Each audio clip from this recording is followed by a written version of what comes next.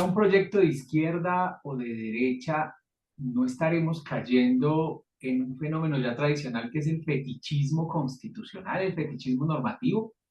Creer que por una norma todo puede mejorar. Es cierto que tenemos unas enormes dificultades, una realidad tremenda. Solo partamos de la pobreza, de las desigualdades, de los dramas ambientales, del drama de las víctimas, de los conflictos armados que todavía persisten, de los múltiples desafíos. ¿Será que una constitución, una gran reforma, nos alcanza para cambiar el sistema que tenemos, nuestra realidad? Un saludo para todos y todas. Vamos a iniciar una serie de entrevistas acerca de la Asamblea Nacional Constituyente y el presidencialismo. Una idea para relatar muchas de las cosas que pasan en nuestra realidad política y que tratan de influir en la Constitución. Nuestro primer invitado es el profesor Gonzalo Ramírez Cleves, que es doctor en Derecho y docente investigador de la Universidad Externado de Colombia, entre múltiples méritos.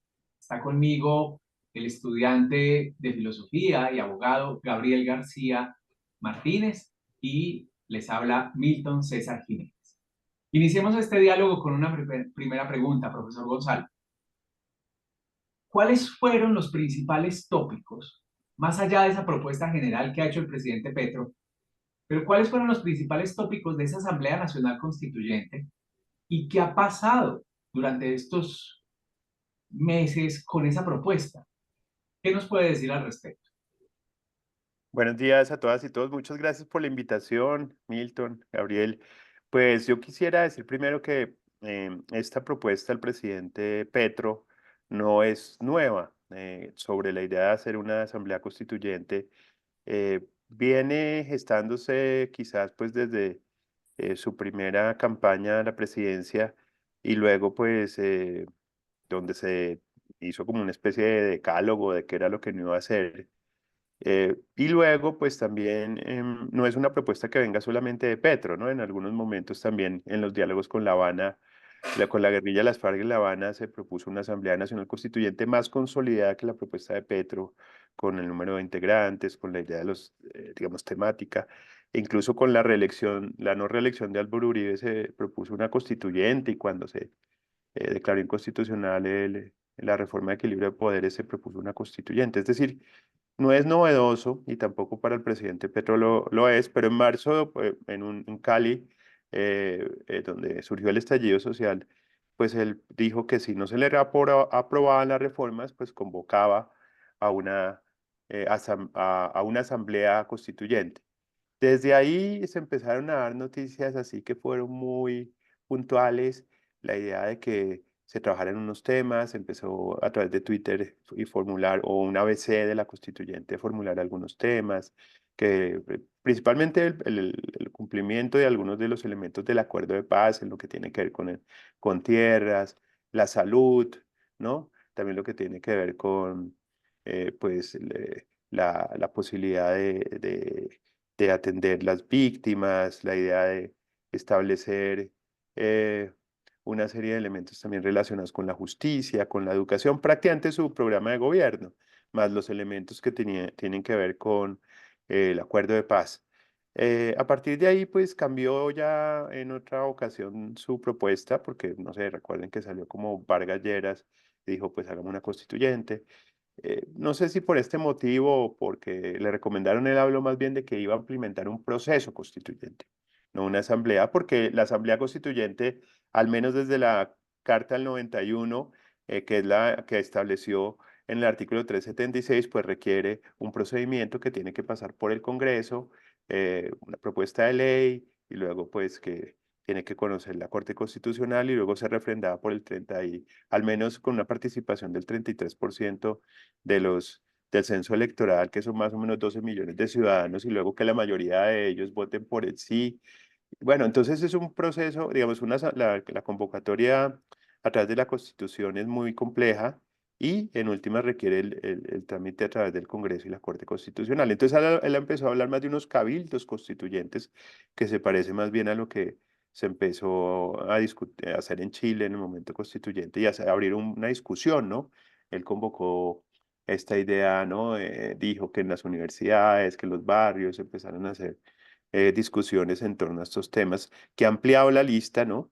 Y que finalmente, pues, se ha quedado por ahora, pues, en una propuesta. Claro que sí.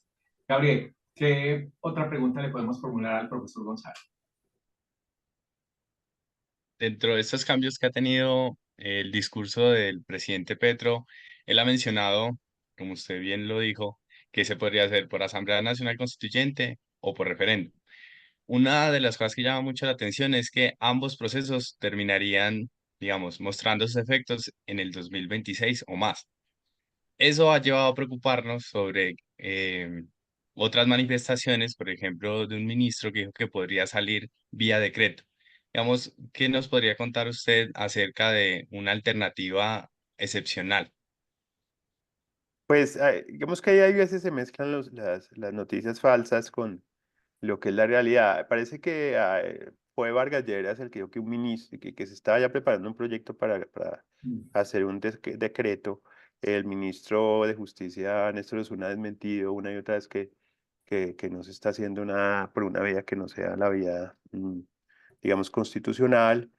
Eh, entonces, pues hay que tener cuidado como que por ahora no hay una propuesta formal de una autoridad, ni siquiera de un ministro, ¿no? Que, para que diga que van a expedir un decreto. No sé si hubo otro ministro que haya dicho algo, no recuerdo. Pero esta vía resulta también, podríamos decir, posible, por un lado, es decir, el presidente de la República podría llegar a expedir un decreto, ¿no? Reglamentario, no sé de qué, pero obviamente esto puede ser demandado ante el Consejo de Estado por nulidad de inconstitucionalidad si se trata de un decreto reglamentario. Un decreto ley pues, esas son facultades extraordinarias que se le dan al presidente hasta por 6 meses, pues requiere que sea el Congreso el que le dé facultades y no hay facultades para proponer una constituyente. Eh, un decreto legislativo en los estados de excepción, pues, ¿no? También tendría que valorarse por la Corte Constitucional, ¿no? De manera automática y ahí tampoco lo veo viable. Entonces, dentro de lo que puede ser la palabra decreto, ya sea reglamentario, ya sea el, el decreto ley o el decreto legislativo, pues todas estas vías finalmente pueden llegar a ser demandadas y ninguna de estas pues tiene la posibilidad de hacerse una constituyente a través de un decreto. Eh, Podrían ser declaradas obviamente inconstitucional. Ahora, sí oí que Álvaro Uribe, perdón, Álvaro Leiva había hablado de el acuerdo de paz de La Habana que establecía un parágrafo en algún lugar que iba a convocar eh, como un acuerdo nacional o para implementar el acuerdo y de ahí entonces se ha dado la tesis de que los acuerdos de paz, digamos, hacen parte del bloque de constitucionalidad y por lo tanto hay que desarrollarlos. Pero la Corte Constitucional cuando valoró en una sentencia lo que puede ser el valor jurídico de los acuerdos, estableció que los acuerdos de paz tienen que estar no por encima, sino por debajo, o el acuerdo de paz con las FARC, por debajo de la Constitución y en consonancia con ella. Y la Constitución pues no establece, digamos que el proceso constituyente se hace es por la vía del 376, con los... Profesor González, hay cosas interesantes que han ocurrido pese al carácter tal vez meramente político y totalmente contrario a la Constitución que significa esta propuesta de Asamblea Nacional Constituyente. Una cosa virtuosa es que todos empezamos a discutir de una manera más abierta acerca del cambio constitucional, entendiendo por cambio no solo reforma constitucional, sino la posibilidad de supresión constitucional. Eso es positivo, pero eso también nos llevaría a pensar algo y quisiera saber su percepción. ¿No termina siendo esto o una cortina de humo para que el gobierno siga lidiando con sus relaciones políticas o tal vez un proyecto, como usted ya lo señalaba y como muchos pensamos, para poner en marcha la participación ciudadana, hacer asambleas populares, foros, cabildos abiertos, incluso consultas populares, activar los mecanismos de participación democrática? Eh, desde luego en sintonía con las propuestas del gobierno. ¿Cómo aprecia usted estas dos posibilidades? Pues en el marco de la especulación, cualquier tesis es válida. Obviamente el tema de hablar de una constituyente puede dar lugar a que sea una cortina de humo de otro tipo de problemas. Pueden llegar a opacarse, ¿no? Por una noticia tan grande como que se va a cambiar la constitución. Em, bueno, puede ser esto una estrategia, pero yo creo que, digamos, es una convicción profunda del presidente de la República de hacer un cambio estructural de lo que tenemos ahora en la Constitución del 91. No, como les digo, no es nuevo su propuesta.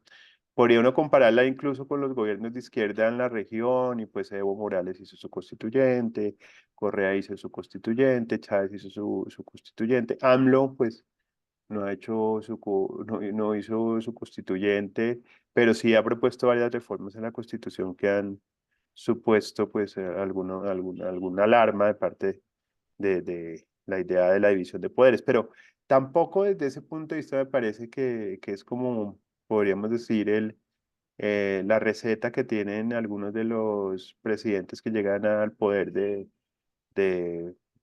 digamos, de la izquierda. Yo creo que el presidente Petro pues hizo un balance de lo que fue el estallido social, que fue digamos, una protesta generalizada en Colombia muy parecida a la de Chile. Y él considera que, claro, pues digamos, él viene de la Constitución del 91, parte del M-19, pero sí que se necesitan unos cambios. Por eso en su programa de gobierno propone esos cambios, es decir, muchos viejos, viejas, como dice el presidente, no tienen pensión.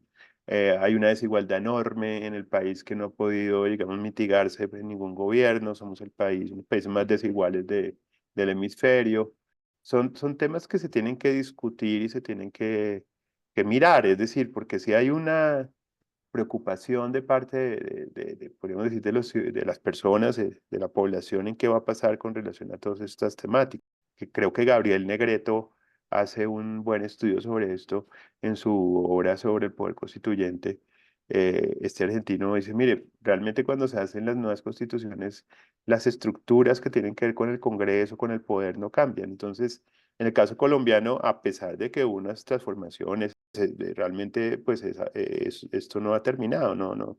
Se ha transformado, digamos, esas malas prácticas por otras, y damos, pues digamos, los representantes que están en el Congreso, muchos de ellos, pues son maquinarias, ¿no? Clientelares, o que están financiados por una serie de personas que después cobran favores o necesitan algo a cambio. Y esta, digamos, idea de cambiar la política, pues por ahora la Constitución del 91 no ha podido hacer nada distinto a lo o muy poco de lo que había con la Constitución del 86. Después de estas valoraciones, uno podría pensar de qué tan viable puede ser este proceso de asamblea constituyente. Pues podríamos decir que también estamos en una idea que es especulativa, porque claro, un proceso constituyente siguiendo el artículo 376 es muy demorado. Entonces esto es complejo, pero si se hace por otra vía, que no sé cuál pueda ser realmente, a más de una ruptura constitucional, podría ser posible, ¿no? Lo que yo sí creo es, pero pues si digamos una vía de facto, supongamos, es decir, la Constitución del 91 fue creada a través de un movimiento, digamos, que pues se llama el Séptima Papeleta, en donde su mayoría de participantes fueron los estudiantes, pero también habían sindicatos y habían otras fuerzas políticas, incluso de la élite, ¿no?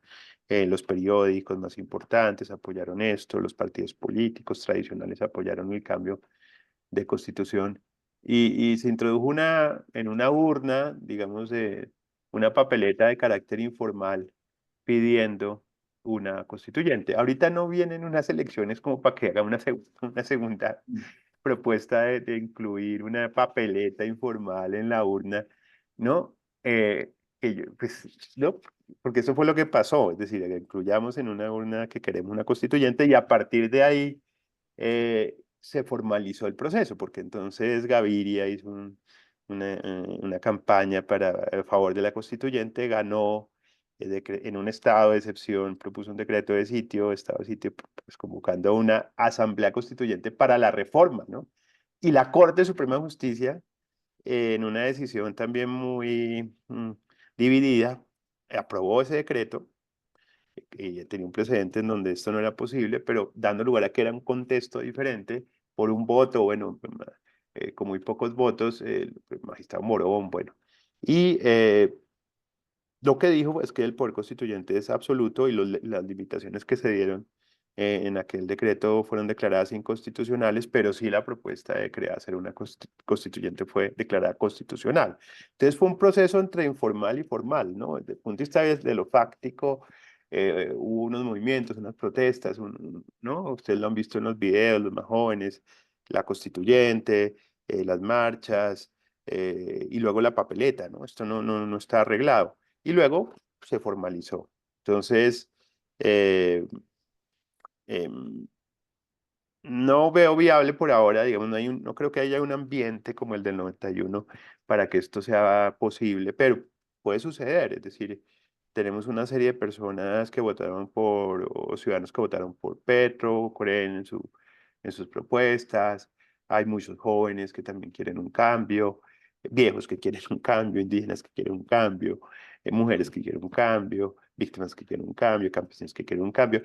Entonces esto puede generar, digamos, no vamos a decir que puede generar, pero puede generar un movimiento en que diga, queremos una constituyente. Y de ahí para allá, pues generarse una propuesta más consolidada.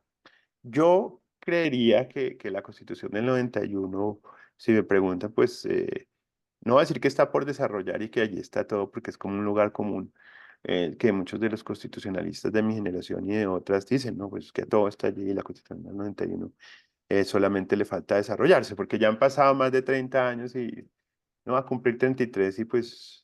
Pero sí, entonces hay que tomarse en serio, tomando el concepto de Ronald Dworkin, la Constitución del 91 y desarrollarla, pero a su vez podríamos empezar a pensar en unas reformas, digamos, estructurales a esa Constitución sin abandonarla, ¿no? Sin cambiarla del todo. Eh, ¿Por qué? Porque pues podríamos decir que hay unos temas que no están allí. Entonces, lo que tiene que ver con tierras, lo que tiene que ver con medio ambiente, lo que tiene que ver con la idea de, ¿no? Los elementos más sociales aunque ahí, digamos, el elemento de la salud, el momento de las pensiones, la idea también podríamos decir, de un cambio político. O sea, esto es que ya es como más que evidente que necesitamos mirar otra vez qué está pasando con la política colombiana, porque todo, es decir, está muy bien que se elijan a nuestros representantes, pero ¿cuánto le cuesta a usted para hacer una campaña para llegar a ser alcalde, gobernador, concejal, edil, congresista? ¿Y quién paga esas campañas? ¿Y cómo funciona, digamos, la política real? Entonces hay que revisar eso porque pues, realmente lo que está pasando es que esto pues son maquinarias clientelares, maquinarias corruptas, que ya son muy evidentes, es decir, la mayoría de presidentes pues han tenido que acudir a que lo sepan o que a sus espaldas o que no lo sepan, a financiación, digamos, de una serie, pues una financiación que podríamos decir que tiene muchos tintes de corrupción y esto ya está dando lugar a que pues, tengamos que mirar qué se puede hacer. El presidente Petro, digamos, habla de una financiación pública, con recursos únicamente públicos de, digamos, de las elecciones. Habría que mirar si esto funciona. Podríamos pensar, esto es difícil de decir, pero no sé si creo que Milton hablaba en Medellín sobre hacer, digamos, muy a lo Icon Colombia, hacer como una especie de triunvirato, como una especie de ¿no? No sé, un órgano diga, ejecutivo que sea colegiado. Creo que eso funcionó en Suiza, pero yo podría incluso proponerse otra vez la idea de un sistema parlamentario, ¿no? Pero no tenemos esa costumbre aquí en nuestra región, porque es que el presidente de la República de aquí en Colombia y en Estados Unidos digamos, en los sistemas presidenciales es muy poderoso, prácticamente tiene todo el poder. Ahora, los sistemas parlamentarios también tienen sus problemas, ¿no? Pero ya en la realpolitik sobre qué hacer con esto de la política, por llamarlo clientelar y corrupta, pues hay que mirar, porque es que todos los presidentes, muchos gobernadores, muchos alcaldes, pues utilizan, ¿no? Eh, es decir, hay que mirar este aspecto. Entonces yo lo que pensaría es que sí hay que tener que haber una discusión sobre qué hacer, porque sí hay una inconformidad y ya la idea de que es que la Constitución del 91 hay que desarrollarla, ¿no? Hasta, o sea, como la falacia de esperemos, ¿no? El momento oportuno.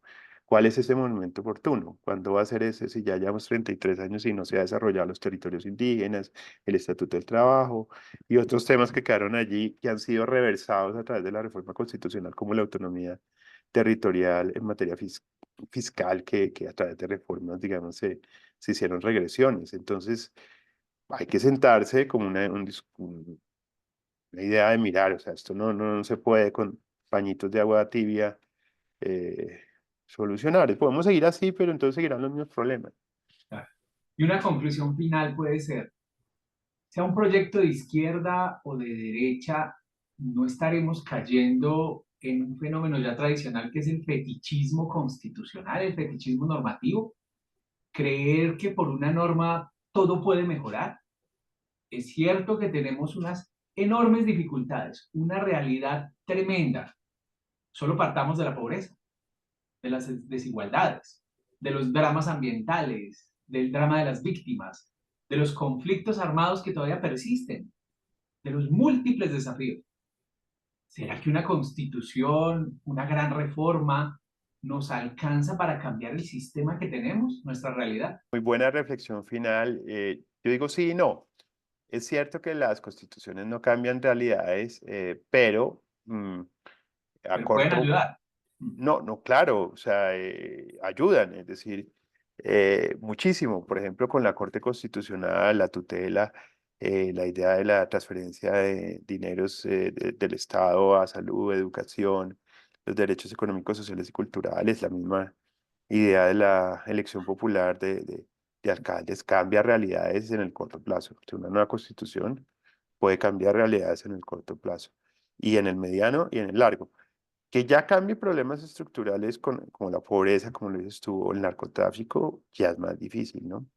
Problemas económicos, problemas sociales, problemas que tienen que ver con más elementos, eso sí ya es más difícil, pero puede ser un buen comienzo la idea de hacer un gran diálogo y buscar salidas. Esa es la clave también.